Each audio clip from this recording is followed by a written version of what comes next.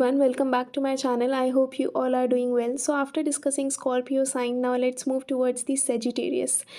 इस वीडियो में हम ये जानने की कोशिश करेंगे कि धनु राशि वालों के लिए 2025 कैसा रहने वाला है।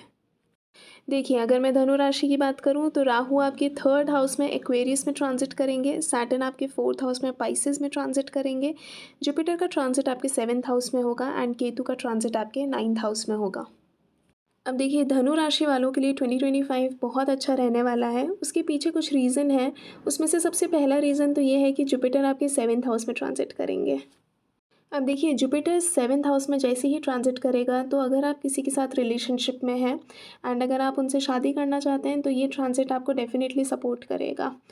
7th हाउस से हम बिज़नेस को भी देखते हैं, तो अगर आप कोई नया बिज़नेस स्टार्ट करना चाहते हैं या फिर आप चाहते हैं कि आपको कोई अच्छा बिज़नेस पार्टनर मिले, तो ये वो ट्रांजिट होगा जहाँ पे आपको कहीं ना कहीं से सपोर्ट मिलने के चांसेस हैं। अगर आप मैरिड हैं तो आपकी मैरिड लाइफ में अगर पास्ट से अगर कोई प्रॉब्लम चलती आ रही है तो इस टाइम पीरियड पे वो प्रॉब्लम ख़त्म होगी। तो इसीलिए जुपिटर का ट्रांजिट 7th हाउस में बहुत ही पॉजिटिव चीज़ें आपके लिए लेकर आ रहा है। देखिए, जुपिटर का ट्रांजिट जैसे ही 7th हाउस में होगा तो इस टाइम पीरियड में आपको गेन्स भी बहुत ज़्यादा होंगे एंड ये वो टाइम पीरियड होगा जहाँ पर आपको शॉर्ट ट्रैवलिंग भी करनी पड़ सकती है।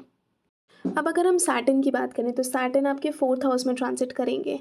अब देखिए, मैंने बहुत बार वीडियोस में एक्सप्लेन करा है कि सैटर्न का ट्रांजिट जिस भी हाउस से होता है तो सैटर्न उस हाउस से रिलेटेड आपकी रिस्पॉन्सिबिलिटीज़ को इंक्रीज़ कर देता है। इवन अगर आपके खुद के हॉरोस्कोप में भी सैटर्न जहाँ पे भी प्लेस्ड होगा तो आपको उस घर से रिलेटेड और उस राशि से रिलेटेड आपको रिस्पॉन्सिबिलिटीज़ लेनी पड़ सकती हैं अपनी लाइफ में।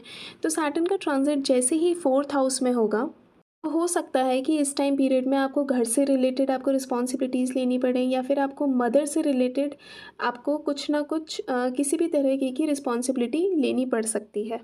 अब देखिए, सैटर्न ना डिले को भी शो करता है, ओके, क्योंकि सैटर्न एक स्लो मूविंग प्लैनेट है। तो यहाँ पर आपके घर से रिलेटेड मैटर्स में कहीं ना कहीं आपको डिले होता हुआ देखने को मिलेगा। हो सकता है कि अगर आप कोई न्यू प्रॉपर्टी अगर आप परचेज़ करना चाहते हैं या फिर आप नया घर बनवाना चाहते हैं तो ये जो प्रोसेस होगा इसमें कहीं ना कहीं आपको डिले हो सकता है। पर देखिए, सैटर्न आपको कब पॉजिटिव रिजल्ट देगा, जब आप रिस्पॉन्सिबिलिटीज़ से भागेंगे नहीं, ओके। तो इस टाइम पीरियड में अगर आपको अगर आपके पास मदर से रिलेटेड या फिर आपके पास घर से रिलेटेड रिस्पॉन्सिबिलिटीज़ आ रही हैं तो मेक श्योर कि आप उनको अच्छी तरह से फुलफ़िल करें।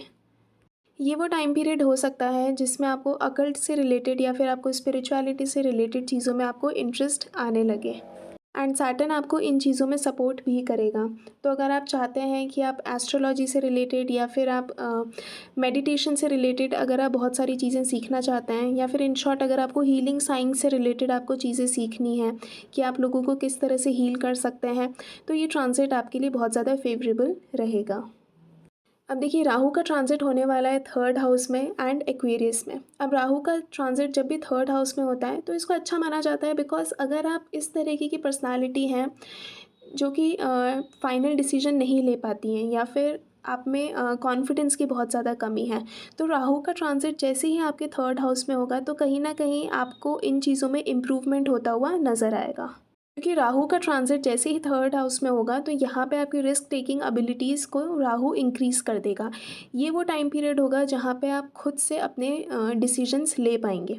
3rd हाउस से हम कम्युनिकेशन को भी देखते हैं, तो यहाँ पे कम्युनिकेशन के थ्रू आपको फ़ायदा ज़रूर होगा। अगर आप कुछ ऐसा बिज़नेस करते हैं जो कि कम्युनिकेशन डिवाइसेस से रिलेटेड है या फिर आप ऐसी किसी जॉब प्रोफाइल पर हैं जहाँ पे कम्युनिकेशन डिवाइसेस का बहुत ज़्यादा यूज़ होता है, ओके, तो यहाँ पे राहु आपको बहुत अच्छे रिजल्ट्स प्रोवाइड करेगा। अब 3rd हाउस से हम सिबलिंग्स को भी देखते हैं, तो अगर आपके चार्ट में सैटर्न की प्लेसमेंट काफ़ी अच्छी है तो इट शोज़ कि राहु का ट्रांजिट जैसे ही एक्वेरियस में होगा आपके 3rd हाउस में तो आपकी सिबलिंग की लाइफ में कुछ ना कुछ मेजर इवेंट हो सकता है। अब अगर सैटर्न की प्लेसमेंट पॉजिटिव है तो वो पॉजिटिव साइड होगा, लेकिन अगर सैटर्न की प्लेसमेंट अफ्लिक्टेड है, ओके, सैटर्न नेगेटिवली प्लेस्ड है, तो यहाँ पे आपको थोड़ा बहुत प्रॉब्लम देखने को मिल सकता है। अब 3rd हाउस से हम शॉर्ट ट्रैवल भी देखते हैं, तो अगर आपके राहु की महादशा या फिर राहु की अंतर्दशा चल रही है तो इस टाइम पीरियड में आपके शॉर्ट ट्रैवल हो सकते हैं।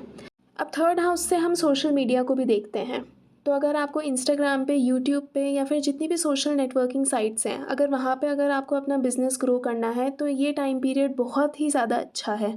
तो अगर आपका धनु लगन है एंड अगर आपको सोशल मीडिया से रिलेटेड कुछ काम करना है तो राहु का ये ट्रांज़िट आपको बहुत ज़्यादा सपोर्ट करेगा। अब अगर हम केतु की बात करें तो ब्यूटीफुल प्लेसमेंट, क्योंकि केतु आपके 9th हाउस में ट्रांजिट करेंगे।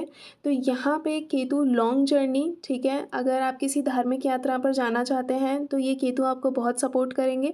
और अगर आपको स्पिरिचुअलिटी या फिर अगर आपको मेडिटेशन से रिलेटेड कुछ चीज़ें सीखनी है या फिर आपको इसी चीज़ में और बहुत ज़्यादा डीपर लेवल पर जाना है तो यहाँ पे केतु की प्लेसमेंट आपके लिए बहुत ज़्यादा फेवरेबल रहेगी। अब इस टाइम पीरियड में आप एक चीज़ ज़रूर नोटिस करेंगे कि अगर आप किसी स्पिरिचुअल जर्नी पर जाएंगे या फिर आप किसी तीर्थ स्थान को विज़िट करने जाएंगे तो यहाँ पर आपको अपने लक में, मतलब आपको अपने भाग्य में राइज देखने को मिलेगा। सो इट्स वेरी इंपॉर्टेंट कि अगर केतु आपके 9th हाउस में ट्रांजिट करेंगे तो इस टाइम पीरियड में आप जितना ज़्यादा तीर्थ स्थानों को विज़िट करेंगे उतना ज़्यादा आपके लिए अच्छा रहेगा। एंड इस टाइम पीरियड में आपको मेडिटेशन भी करना चाहिए रेगुलरली। सो फॉर सेजिटेरियस, मतलब जिनका भी धनु लगन है या फिर जिनकी भी धनु राशि है, उनके लिए 2025 बहुत अच्छा रहने वाला है। आई होप आप इस टाइम को बहुत ही अच्छी तरह से यूटिलाइज़ करेंगे। अगर आपको वीडियो अच्छा लगा हो then don't forget to like, comment, share and subscribe this channel. I will see you in the next one. Take care.